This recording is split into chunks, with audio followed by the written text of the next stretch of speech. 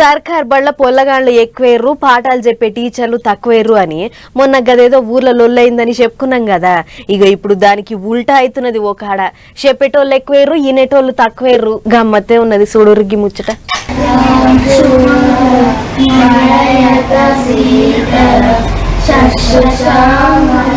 అగో బడిని చూస్తేనేమో 1 నుంచి 10 దాకా 16 అనిపిస్తున్నాయి. పొలగాన్లు చూస్తేనేమో ముగ్గురే కానొస్తున్నారు. మొద్దు పోరలకు టీచర్లు స్పెషల్ పాఠాలు గిట చెప్తారా ఎట్లా అనుకునేరు.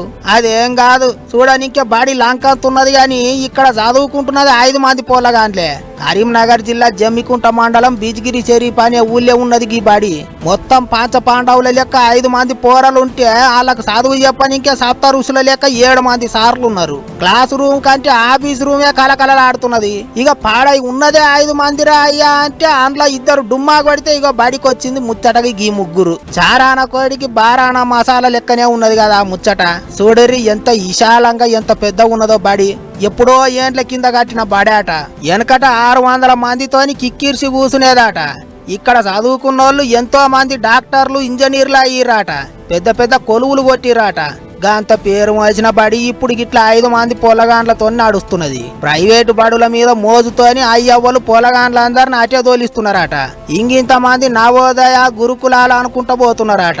అట్లనికి ఈ సర్కారు బల్లె ఏమన్నా సవలతులు తక్కువ ఉన్నాయా అంటే అట్లా కూడా లేదు. చూడరి టీవీలో చూపెట్టుకుంటా పాఠాలు చెప్తున్నారు. పెద్ద పెద్ద క్లాస్ రూములు అన్ని తీర్ల మంచిగున్నది. మరి అన్ని ఉంటే పొలగాండ్లు ఎందుకు 5 మందే ఉన్నారు అనుకుంటారా? చూడర్రే హై స్కూల్లో 7 టీచర్లు 5 పిల్లలు చూస్తే బాధాకరమైన విషయం ఇది. కనీసం 5 పిల్లలను కూడా చదువు చెప్పే పరిస్థితి ఉందో లేదో కూడా మాకు అర్థమైతే లేదు. కనీసం వాళ్ళు తీసుకున్న జీతానికి తగు న్యాయం చేస్తూ వాళ్ళు కనీసం ఆ 7 టీచర్లు ఇంటింటికి తిరిగి వాళ్ళ పిల్లలను మళ్ళా యథావిధిగా ఈ స్కూల్కి రప్పించే విధంగా కృషి చేస్తారనుకుంటే అది కూడా టీచర్లు చేయడం లేదు.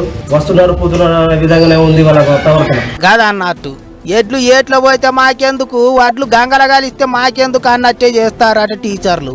7 మంది ఉన్నారట గాని ఒక్కళ్ళంటే ఒక్కళ్ళు కూడా పొలగాన్లు బడికి ఎందుకు వస్తలేరని పోయి అడుగుతలేరట.